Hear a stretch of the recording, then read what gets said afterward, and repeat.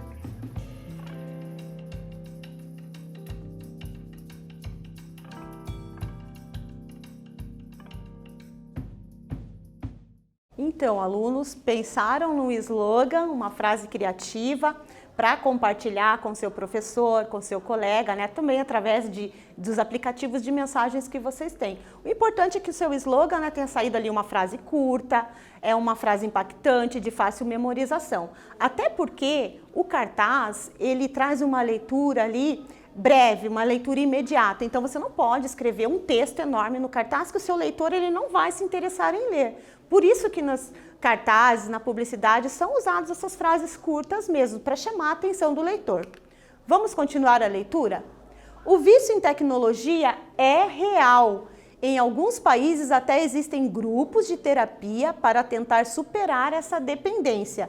Por isso, separamos dicas e técnicas para quem precisa diminuir o consumo e a obsessão pelas telas. Vamos ver as dicas? Primeira dica, elimine momentos de ócio. O que é momentos de ócio? É aquele momento que você fica parado, sem fazer nada, que muito provavelmente você vai para o celular. Quando não temos nada para fazer, podemos ter a mania de passar o tempo no celular. Use a tecnologia a seu favor. Ironicamente, alguns aplicativos podem te ajudar a largar o vício em tecnologia. Então, procurem também por esses aplicativos que dão essas instruções. Não conte apenas com força de vontade. Desligar o computador ou deixar o celular bem longe parece simples, mas é preciso mais do que força de vontade para ignorá-los completamente. Desligue tudo antes de dormir. 1 hora antes de dormir, desconecte-se de todos os seus aparelhos. Então, dicas aqui para quem está querendo, né, diminuir um pouco o uso do celular, que também é importante. Outra dica, comece aos poucos, estabeleça seus próprios limites, sugeriu David Greenfield, fundador do Centro para Vício em Internet e Tecnologia, em Connecticut. Comece com pequenas mudanças e tente novos progressos com o tempo. Então, assim como ele diz, né, aos poucos você vai conseguindo deixar ali, diminuir, na verdade não é deixar, diminuir o tempo de uso de tecnologias. Desligue notificações. Ao desligar as notificações, as chances de se sentir vontade de olhar a tela do celular a cada minuto pode diminuir. Porque toda vez que chega uma notificação, né, o celular dá o aviso ou simplesmente há a vibração, com certeza você vai ali, parece automático, você já vai olhar o seu celular. E é importante essas dicas, esse assunto, para a gente ter uma noção de como os adolescentes, os jovens, eles estão realmente viciados em tecnologia, até mesmo deixando aquela interação social, que também é super importante. Então, diminuir o uso, usar com inteligência, tudo isso a gente está vendo aqui nessa reportagem de hoje. Estabeleça alguns momentos do dia feitos para pausas tecnológicas, entre 15 e 15h30, por exemplo. Desligue o celular, deixe-o fora de alcance. Tente adicionar várias pausas e inclua as refeições. Nesses momentos, aproveite para observar melhor o que acontece ao seu redor. Porque às vezes a gente deixa de interagir, né, com os familiares, lá com seu bichinho de estimação, por conta dessa mania, essa dependência em tecnologia. Vamos para a segunda atividade. Sua vez. Tomando por base a reportagem, produza um cartaz de campanha com recomendações sobre o uso consciente de dispositivos eletrônicos conectados à internet. Você já viu aqui na reportagem, né, algumas instruções, e aqui você vai elaborar o seu cartaz sobre como usar conscientemente a internet, como se conectar conscientemente. Então, para produzir o seu cartaz, o que é importante? Qual é o seu público leitor, o seu público-alvo? É para o público infantil? É para o público adolescente? É para o público adulto? Você vai pensar nisso antes de produzir. Que linguagem é adequada? Se eu vou produzir para um público infantil, para um público adolescente, perceba uma linguagem mais informal. Para um público adulto, você vai utilizar uma linguagem mais formal. Lembrando que sempre tem que ter clareza e objetividade no seu cartaz. Que estrutura o seu texto terá? Como que ele vai ser dividido? Você vai utilizar a linguagem verbal, escrita, imagem? Pensa nisso também antes de produzir. E onde vai circular? O meu cartaz vai circular no meio digital, vai ser um cartaz para ser colocado na escola. Tudo isso tem que ser pensado antes da produção. E os elementos ali também, né, na produção, você tem que conhecer. Um cartaz, geralmente ele leva linguagem verbal e não verbal. O que é isso, professora? Linguagem verbal é a parte escrita, aquelas frases curtas, ou seja, as recomendações. Não verbal é a imagem. Você pode desenhar, pode fazer colagem, pode também. O texto curto, objetivo e atrativo. Lembrando que um cartaz ele não pode ser aquele texto imenso, como eu comentei com vocês. É uma leitura imediata, tem que chamar a atenção do leitor. Então você tem que usar ali cores, frases curtas, impactantes que chamem a atenção do seu leitor. Letras em fontes arredondadas e de tamanhos grandes, para que possam ser lidas à distância, desculpa. Então, por quê? Porque um cartaz, né, quem está passando ali no momento, quem está olhando o site, ele vai olhar ali no momento aquela leitura. Então, tem que ser algo que chame a atenção do leitor. Cores chamativas, mas sem que chame mais atenção do que as informações. Então, um complementa o outro, sem um chamar mais atenção do que o outro, a linguagem verbal e não verbal. As informações e, claro, que a gente já trabalhou aqui, o slogan, aquela frase curta, impactante, que tem como principal objetivo ser memorizada pelo leitor. Então, façam o cartaz, caprichem na produção, pensem em tudo isso que nós conversamos também. Vamos lá. Nesta aula, lemos cartazes de campanha e uma reportagem a partir da qual criamos um slogan e um cartaz de campanha, com recomendações ao uso adequado de dispositivos eletrônicos conectados à internet. Então, nessa aula, além de conhecermos, analisarmos melhor os elementos dos cartazes, nós conversamos também sobre a produção do cartaz com o tema uso consciente da internet. Espero que vocês tenham gostado dessa aula. Até breve!